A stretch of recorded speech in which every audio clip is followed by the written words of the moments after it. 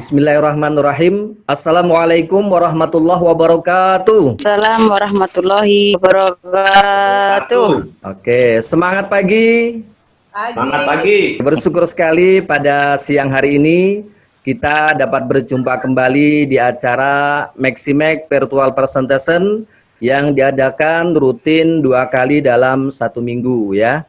Yakni setiap hari Rabu malam Kamis ya, mulai pukul 19.00 WIB, dan hari Sabtu seperti hari ini mulai siang hari pukul 14.00 WIB.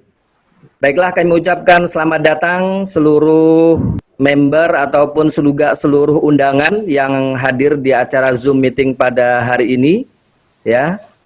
Beruntung sekali kita pada kesempatan hari ini karena kita akan mendapatkan informasi yang sangat luar biasa dan juga akan disampaikan oleh para narasumber yang luar biasa. Untuk informasi yang pertama, kita akan mendapatkan informasi tentang kesehatan yang hal ini akan disampaikan oleh Bapak Dr. Iskandar Junaidi. Beliau adalah seorang dokter aktif yang sampai saat ini masih buka praktek ya sebagai dokter umum dan dokter estetik. Beliau buka praktik di daerah Serpong ya.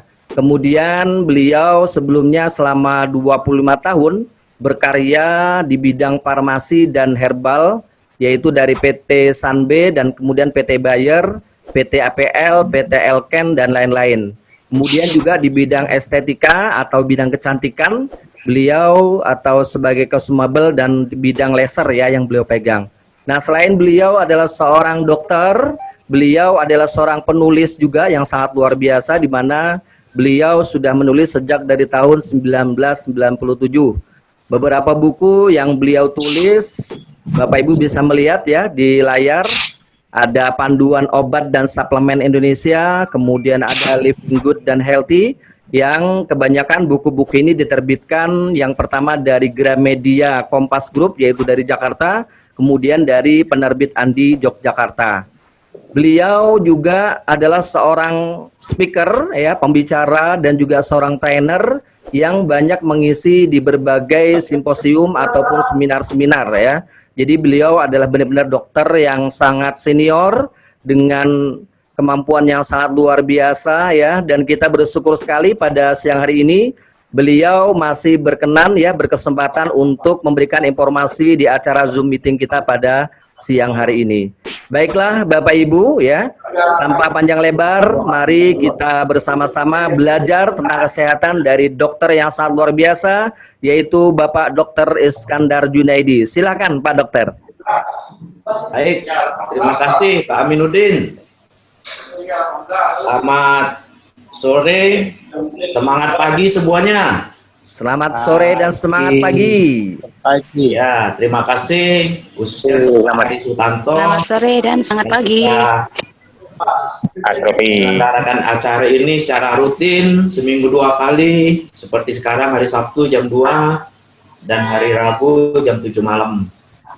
Ya, tentu diharapkan dengan kegiatan ini selain kita mendapatkan pengetahuan terkini atau ilmu tambahan mengenai berbagai hal tentang kesehatan, tentu juga diharapkan makin mengenal produk yang dipasarkan oleh PT Maximax Indonesia. Jadi terima kasih untuk semuanya. Terima kasih juga untuk Bapak Ibu yang hari ini sudah bergabung. Semoga apa yang saya sampaikan hari ini bermanfaat untuk kita semua. Baik, kita mulai ya. Hari ini saya akan bicara mengenai penyakit stroke. Nah, ini penyakit yang semakin hari semakin sering terjadi di tengah kita, dan kalau terjadinya ini sering membuat kehidupan kita menjadi sulit secara kesehatan fisik maupun secara finansial, keuangan. Nah, kita akan lihat kenapa seperti itu. Bapak Ibu, perlu kita ketahui bahwa stroke ini sering disebut dengan pembuluh berdarah dingin. Nah, kenapa? Karena stroke ini ya mirip seperti serangan jantung ya. kalau serangan jantung terkadang masih ada gejala berat yang menyertai sebelum serangan fatal. Tetapi kalau stroke ini gejalanya itu tidak jelas, tahu-tahu orang terserang, begitu dicek, diperiksa, terkena stroke, kena serangan stroke. Dan biasanya kalau tidak cepat diatasi itu akan fatal. Fatal sekali untuk seseorang yang mengalaminya. Nah, kita lihat di sini, ternyata memang stroke ini adalah pembunuh nomor 1 bersama dengan penyakit penyumbatan pembuluh darah yang lain seperti penyakit jantung koroner dan stroke ini di Indonesia meningkati peringkat pertama. Kejadiannya 21%. Nah, Bapak Ibu, perlu kita ketahui stroke itu sebenarnya ada 2. Yang sering kita alami, orang sering sebut stroke ringan, stroke yang tidak terlalu fatal, hanya meninggalkan kecacatan, kita sebut stroke karena sumbatan. Seperti ini. Ini namanya stroke iskemik. Iskemik itu artinya tersumbat oksigen yang ke daerah otak berkurang sehingga terjadi stroke. Ini kejadian mirip seperti serangan jantung. Kalau jantung, penyumbat pembuluh darahnya adalah pembuluh darah di jantung yang menuju ke jantung. Nah, ini penyempitan atau penyumbatan pembuluh darah arteri yang menuju ke otak. Nah, yang sering itu adalah stroke iskemik, sumbatan. Nah, yang kedua, yang kejadiannya lebih sedikit, tetapi biasanya langsung berat dan fatal adalah stroke pendarahan. Jadi stroke terjadi karena arteri otaknya pecah, ruptur. Nah, ini stroke pendarahan. Jadi kalau kita lihat ini ada 2 stroke. Nah, 2 kondisi ini penanganannya sangat berbeda. Maka itu nanti kita harus hati-hati, kita cermati. Ya, yang mana Mexibus itu bisa dipakai untuk yang mana gitu ya. Kita harus cermati. Nah, jadi penyakit stroke ini di kita memang pembunuh nomor 1 bersama dengan penyakit sumbatan pembuluh darah yang lain seperti jantung koroner dan lain-lain. Itu nomor 1. Nah, kita lihat Bapak Ibu, kenapa bisa terjadi stroke? Seperti tadi kita sudah bahas, stroke ada 2, yaitu stroke karena sumbatan arteri otak dan stroke karena pendarahan otak. Pembuluh darah otak pecah. Nah, ini yang sumbatan ini terjadi karena adanya proses penyempitan di pembuluh darah otak yang kita sebut aterosklerosis atau aterogenesis, yaitu pembentukan plak di pembuluh darah. Ini kejadiannya mirip seperti penyumbatan yang terjadi pada jantung, serangan jantung. Ini sama. Nah, yang berikut adalah karena memang arteri otak ini yang pecah, Bapak Ibu. Jadi kita sebut perdarahan otak atau stroke pendarahan. Nah, ini kenapa pecah? Ini biasanya memang bawaan Bapak Ibu pecah ini. Karena apa? Dinding arteri bagi mereka ada bawaan genetik atau memang ada kelainan genetik sedikit di pembuluh darah otak. Itu dindingnya ada yang lebih tipis. Jadi seperti kalau balon itu Bapak Ibu ada yang bagian tipis ya. Yang tipis yang kalau kita tiup kenceng aja sedikit itu pecah. Nah, ini mirip Bapak Ibu. Jadi stroke pendarahan ini terkadang orang ngedan terlalu kencang pun tekanan darah meningkat di otak itu bisa membuat pecah nih pembuluh darahnya. Atau ibu hamil yang tekanan darah di rahim perutnya tinggi, itu akan mempengaruhi tekanan darah atau mengejan dengan tekanan tinggi, itu biasanya membuat pembuluh darah arteri pecah.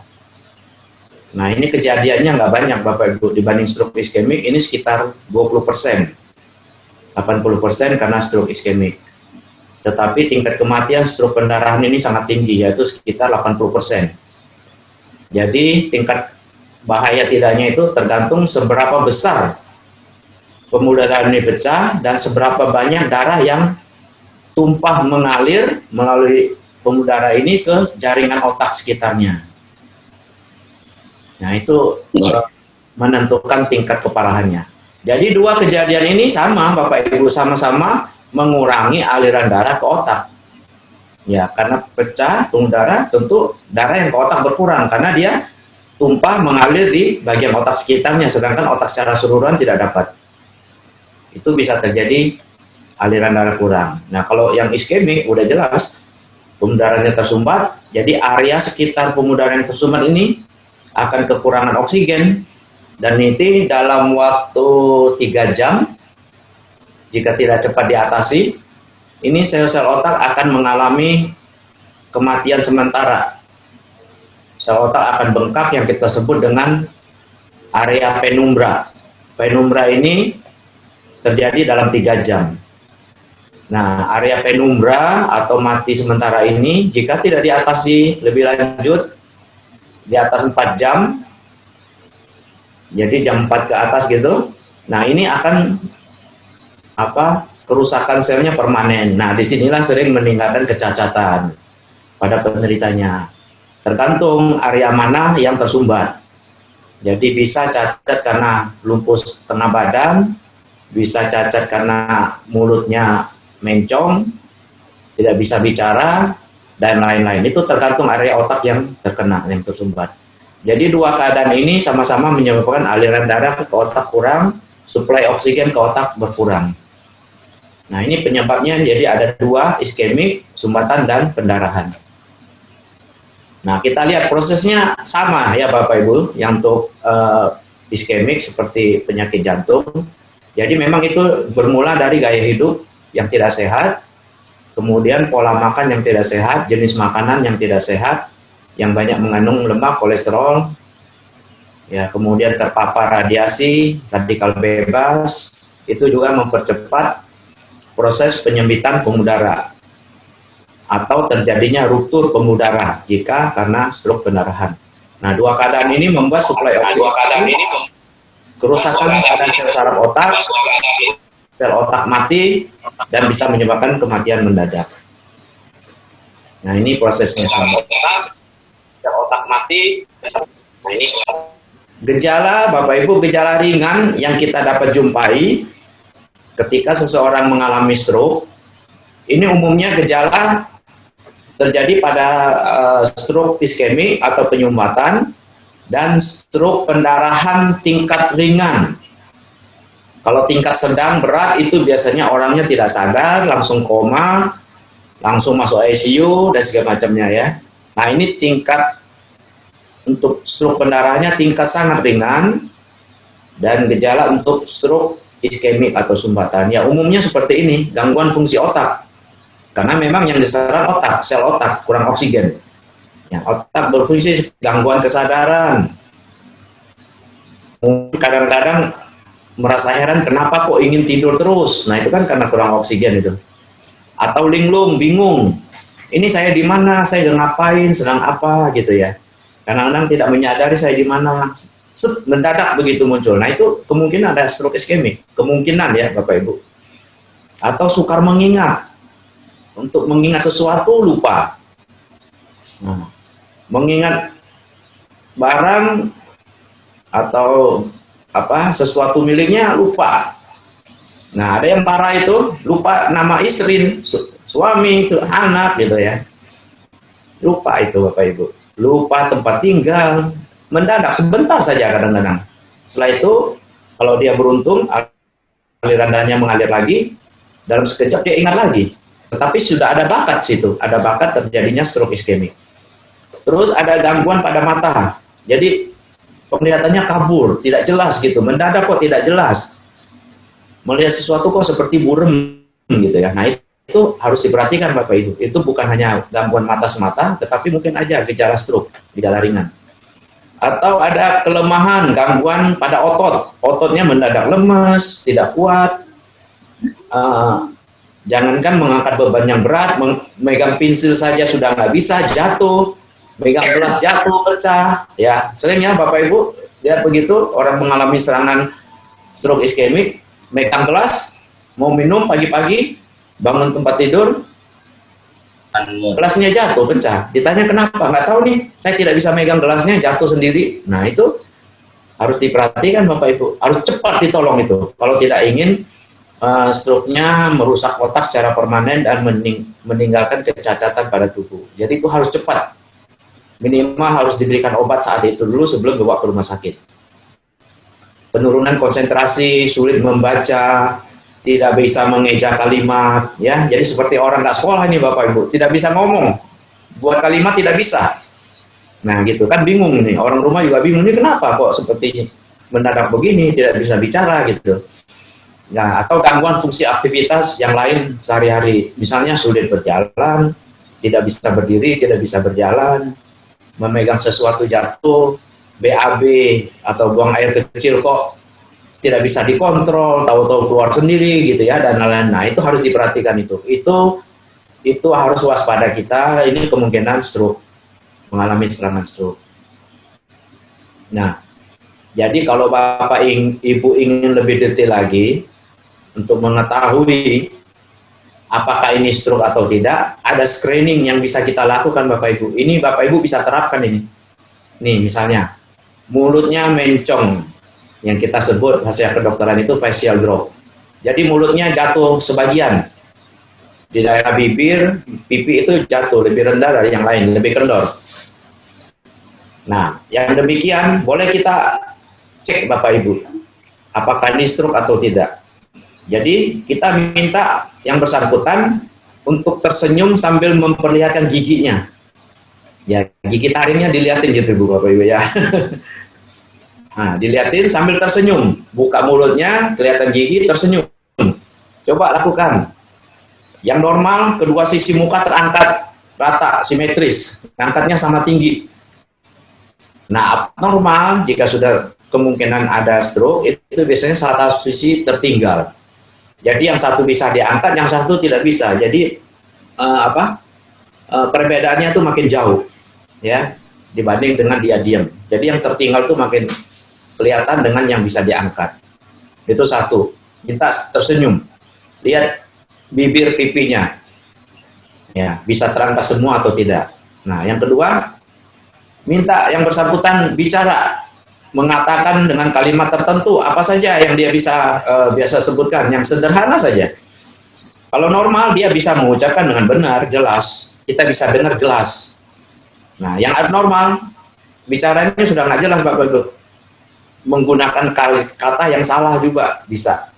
Bicara tidak jelas atau kita sebut rero atau pelo, misalnya nyemut sendok, dia sebutnya endok, misalnya garpu, arpu, ya tempu, ya tidak jelas, makan, akan, gitu ya. Jadi nggak jelas ngomongnya, nggak sempurna.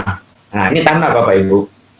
Jadi suruh tersenyum, lihat gigi, bibirnya, pipinya terangkat semua atau tidak.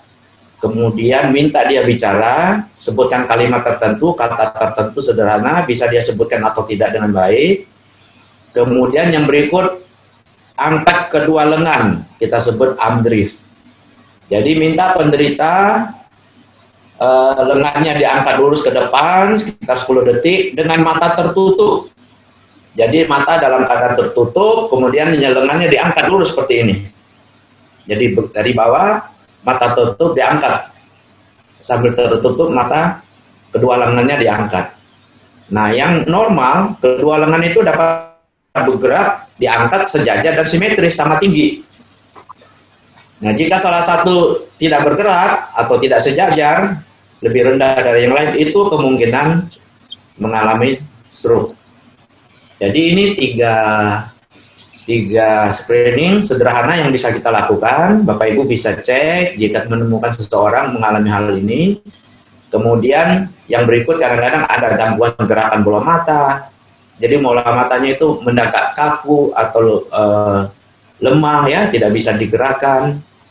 Terus koordinasi tubuh tidak bisa dilakukan, ya, jalan tidak simetris, tangan sulit digerakkan, jadi gangguan seperti itu. Nah, ini screening sederhana yang bisa kita lakukan, kita lihat ketika menjumpai seseorang dengan gejala stroke.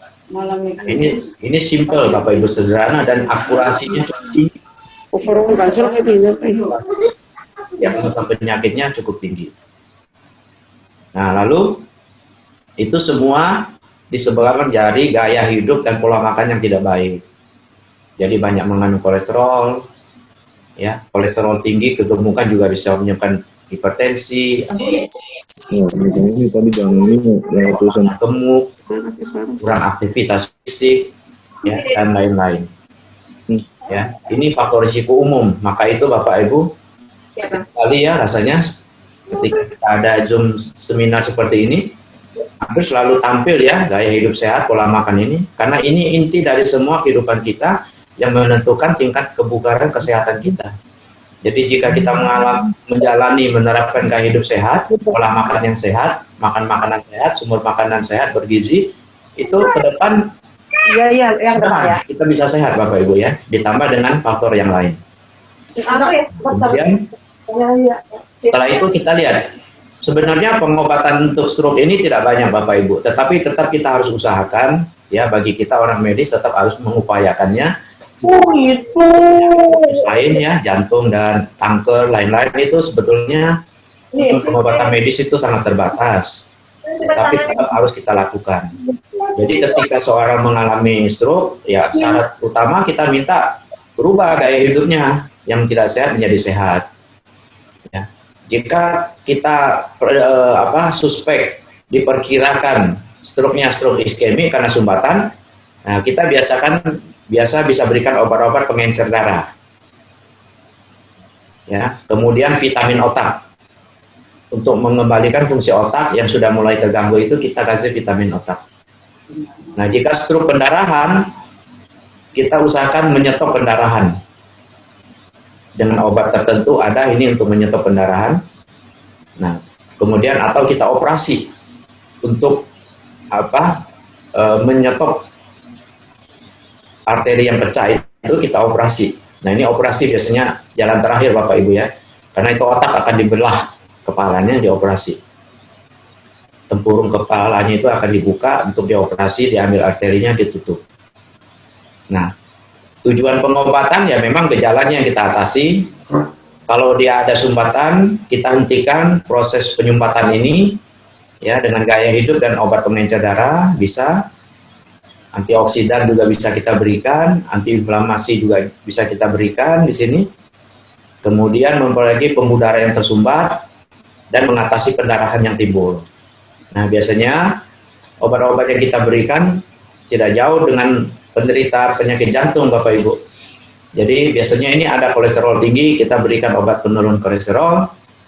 Biasanya untuk mengencerkan darah, darahnya tidak terlalu kental, ya. Nah itu makanya penting gaya hidup sehat. Misalnya salah satu gaya hidup sehat itu minum cukup air, jangan sampai dehidrasi. Nah ini fungsinya salah satu ini Bapak Ibu, supaya darah tidak terlalu kental itu harus cukup minum. Nah banyak orang yang darah kental tahu-tahu mengalami serangan stroke atau penyumbatan pembuluh darahnya lebih cepat, stroke atau penyakit jantung, karena ternyata sederhana, dia kurang minum, darahnya jadi kental, mengalirnya lambat, sehingga terjadi penghentian aliran darah sesaat gitu Bapak Ibu. Maka minum jangan sampai telat, jangan sampai kita dehidrasi. Jika merasakan haus, cepat minum, segera minum, gitu. Disesuaikan dengan kebutuhan tubuh, jangan sampai terlalu haus. Nah kalau ada hipertensi, kita berikan juga obat hipertensi. Nah hipertensi ini kalau terlalu tinggi biasanya menyebabkan stroke pendarahan. Jadi ketika seorang stres, tensinya memang sudah tinggi, atau dia mengejan terlalu kenceng, tensi bisa tinggi, atau orang hamil, tensi bisa tinggi, dan itu akan meningkatkan tekanan arteri otak juga. Arteri otak yang sudah ada cacat, yang ada bagian tertentu yang menipis, nah itu akan pecah jika tensi terlalu tinggi. Ya, terjadi stroke pendarahan. Kemudian yang iskemik kita bisa berikan trombolitik, jadi kita bisa mengupayakan penghancuran sumbatan-sumbatan plak pembuluh darah, ya, walaupun kecil efeknya, tapi kita upayakan. Kemudian berikan vitamin otak seperti nikolin dan lain-lain. Ya, kita berikan supaya otaknya berfungsi masih baik, disupport dengan mineral, vitamin yang bisa membuat otak bekerja lebih baik. Nah, ini pengobatan umum yang kita bisa lakukan. Untuk stroke ini, Bapak Ibu, kalau kita lihat sih pengobatan seperti ini memang sederhana. Bagi yang kita mengalami stroke iskemik atau stroke pendarahan ringan yang masih selamat, tidak sampai fatal, meninggal begitu. Biasanya ada kecacatan yang meninggalkan, lumpuh sebelah badan, atau tidak bisa bicara, atau mengingatnya sudah susah, tidak bisa menjalani aktivitas sehari-hari. Ini memang merepotkan. Biasanya kita dari medis itu tidak banyak yang bisa kita lakukan. Kita lihat ya, orang yang sudah mengalami stroke dengan cacat, itu bertahun-tahun begitu. Ya, sangat sedikit obat-obat medis yang bisa kita lakukan. Hanya untuk menghilangkan gejala yang ringan saja.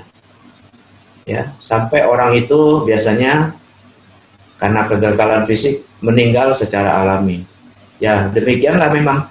Maka untuk stroke ini, Bapak Ibu, usahakan sebisa mungkin kita cegah ya, jangan sampai terjadi dengan dia cara atau pola kerja terjadinya stroke tadi itu. Hindari faktor-faktor itu. Karena kalau tidak, ini akan menguras energi, tenaga, biaya, dan kita pun, keluarga susah. Yang sakit pun tidak akan baik, jarang membaik itu. Biasanya tetap dengan cacatnya itu sampai meninggal. Ya, Bapak Ibu. Nah, ini pengobatan yang bisa kita lakukan.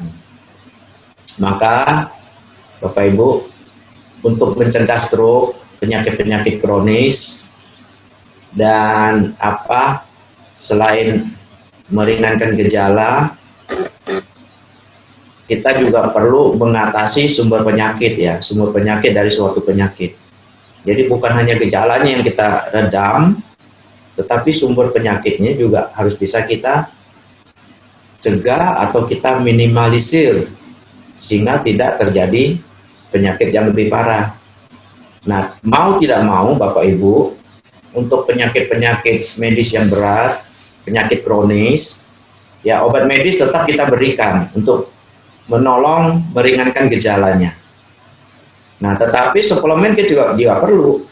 Selain juga mengatasi gejala, juga suplemen ini walaupun kerjanya pelan, lama ya Bapak Ibu, tetapi ini kan sebenarnya nutrisi yang diperlukan oleh setiap sel kita untuk sel itu mendapatkan support nutrisi yang cukup, memadai, sehingga mempunyai kemampuan diri untuk meregenerasi selnya, menghasilkan sel yang sehat, perlahan menggantikan sel yang sakit, seperti stroke tadi itu.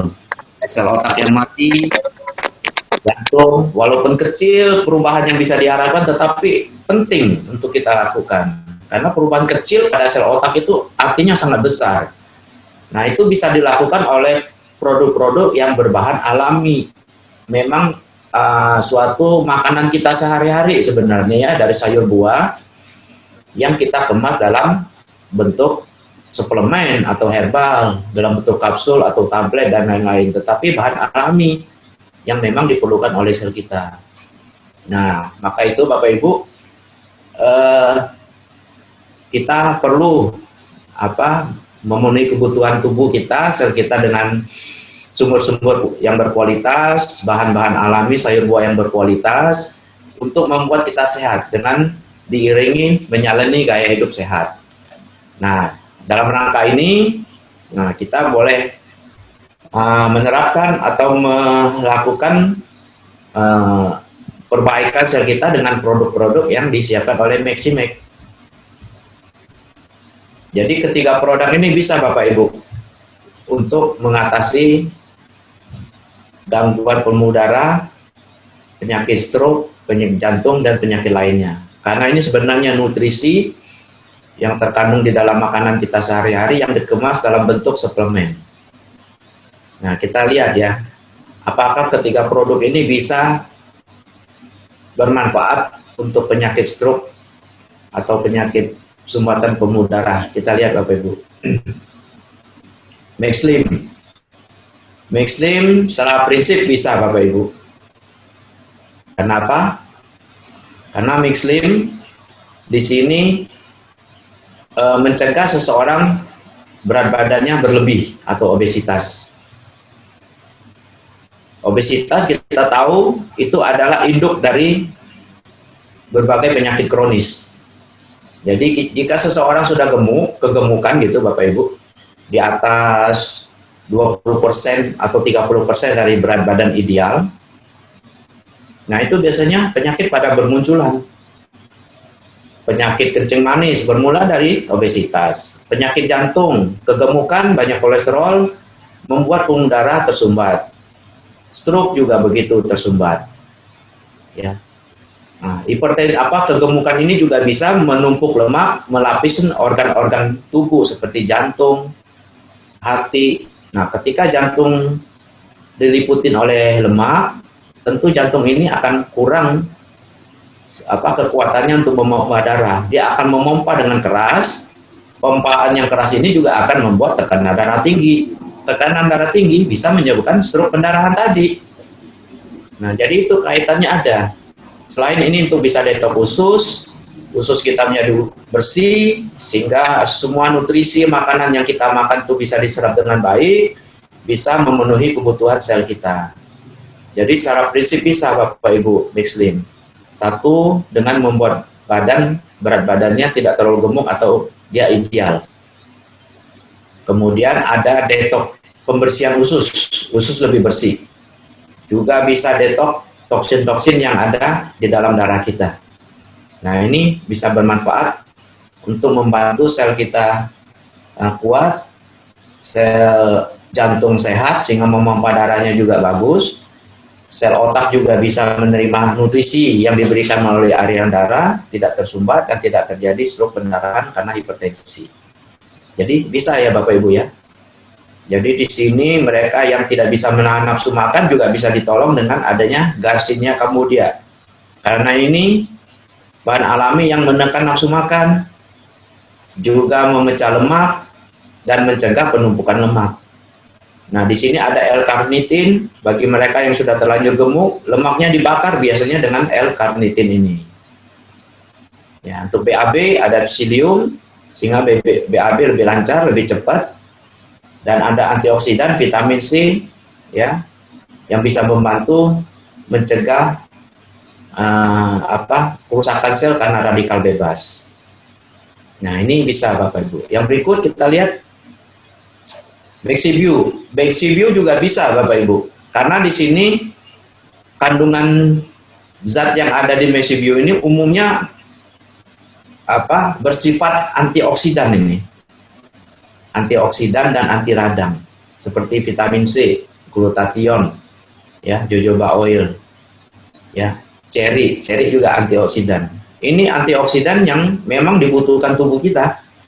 Antioksidan itu berfungsi mengatasi kerusakan sel karena radikal bebas, oksidan yang sudah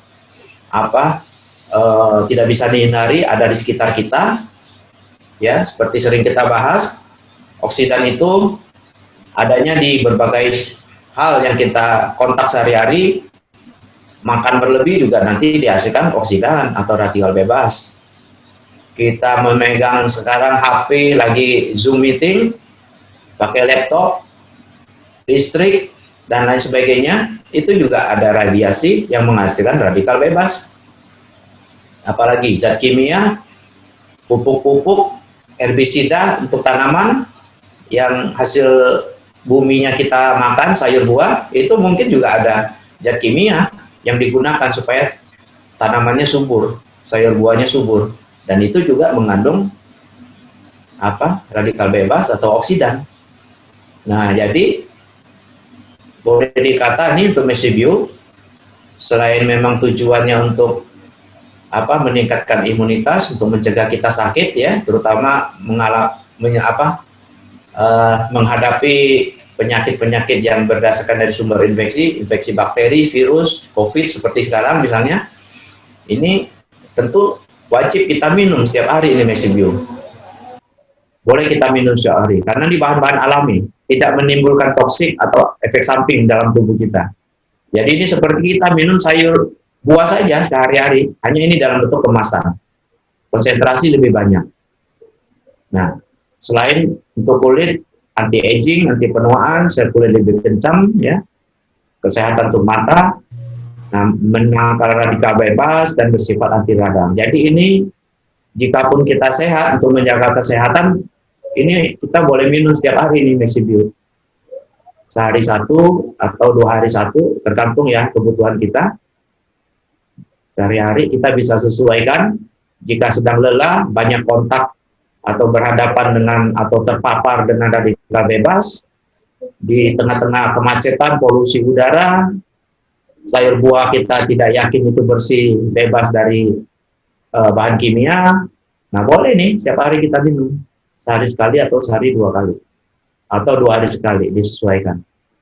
Terus yang berikut, nah ini Mexibius Bapak Ibu. Nah, Mexibius ini yang kita harus lebih hati-hati untuk penanganan atau mengkonsumsi pada penderita yang mengalami stroke. Jadi untuk Mexibius ini kita harus pastikan bahwa penderita itu jika stroke ya Bapak Ibu, dia adalah stroke iskemik, bukan stroke pendarahan. Nah ini agak susah Bapak Ibu untuk melihatnya. Karena biasanya harus melalui ronsen CT scan otak. Jadi ini memang agak berat untuk kita terapkan pada penyakit stroke. Tetapi sebagai pegangan kita bisa lihat begini. Kalau stroke pendarahan biasanya kejadian awalnya itu lebih berat. Misalnya dia ada koma atau dia terjatuh, langsung jatuh begitu. Tidak bisa menahan diri, langsung jatuh dari kloset, lagi berjalan, bangun tidur, atau apa langsung jatuh. Nah itu biasanya, ya tidak pasti, tapi biasanya itu adalah stroke pendarahan. Nah yang begini, stroke pendarahan, sebaiknya kita hindarin dulu Mexibius Bapak Ibu. Karena Mexibius ini kan melancarkan darah, aliran darah. Di dalam melancarkan aliran darah kan, aliran darah itu akan lebih kencang, deras. Nah ini dikhawatirkan nanti di otak dia mengalir menuju ke pembuluh darah yang pecah tadi, malah darah akan mengalir keluar membasahi otak di sekitarnya. Nah itu akan membuat cacat. Maka ini kita harus lebih hati-hati Bapak Ibu untuk Mexibius ya, harus dipastikan. Nah kalau stroke-nya stroke iskemik seperti screening yang tadi kita lakukan, itu umumnya stroke iskemik Bapak Ibu, yang screening itu karena sumbatan. Jadi orang yang mengalami stroke-nya tidak seperti parah atau keras begitu, tidak. Tahu-tahu dia hanya merasakan kok tangan saya lemes, kok saya bisa megang sesuatu, atau kok saya jalannya nggak bisa ya, ini miring sebelah, berat sebelah, atau mulut saya mencong ya gitu. Atau kok pikiran saya kayak berkabut, tidak bisa konsentrasi. Nah itu umumnya stroke iskemik yang tidak ada koma, tidak jatuh tersungkur seluruh tubuh mendadak begitu ya, tidak. Nah itu biasanya stroke iskemik. Nah ini boleh kita berikan Mexibius. Ini justru baik untuk menerobos sumbatan darah yang menghalangi darah oksigen ke otak. Ini Mexibius bisa bantu, sangat bisa membantu.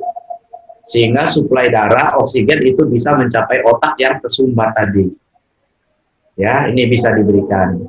Selain memang fungsinya untuk stamina, untuk mengatasi gangguan impotensi atau ejakulasi dini,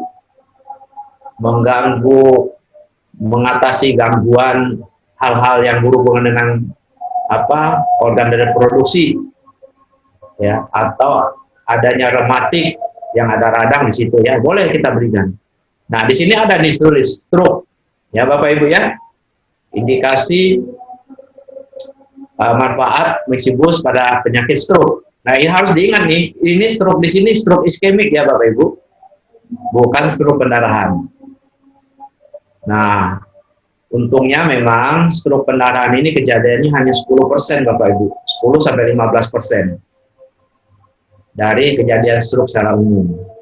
Kalau jantung iya, terutama jantung, penyakit jantung koroner. Ini biasanya karena sumbatan pembuluh darah, sama dengan stroke iskemik karena sumbatan pembuluh darah. Nah ini Jadi secara prinsip Bapak Ibu ketika produk ini bisa diberikan pada penyakit stroke dan penyumbatan pembuluh darah, kecuali untuk pendarahan, stroke pendarahan, kita harus lebih waspada, jangan terburu-buru memberikan Mexibus. Stroke pendarahan bisa diberikan ketika dia telah pulih.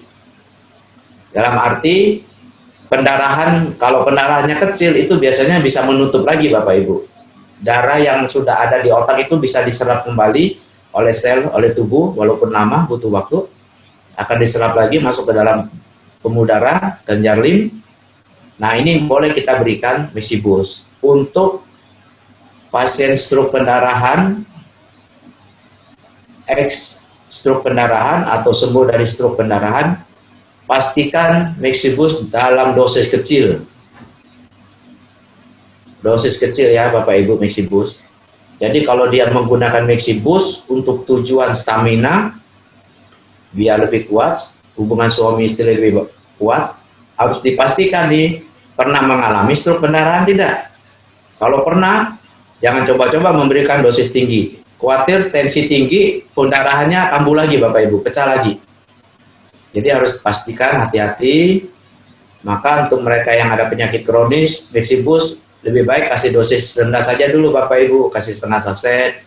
Jika kita lihat dari fisiknya, tampilan fisiknya seperti kurang sehat, ada penyakit kronis, ya mungkin sepertiga saset kita berikan ya Bapak Ibu, untuk aman gitu. Lebih baik kita aman, hati-hati daripada nanti terjadi sesuatu malah pasiennya komplain, ada healing krisis yang berlebihan ya, jadi membuat pengguna tidak nyaman. Nah ini saja yang kita harus perhatikan. Nah, yang lain oke, boleh kita berikan Bapak Ibu untuk menunjang kesehatan kita terhindar dari stroke dan penyakit penyumbatan pembuluh darah atau penyakit secara keseluruhan. Ya demikian dari saya. Terima kasih, semoga bermanfaat dan kita tetap sehat, maju terus untuk kedepannya. Terima kasih Pak.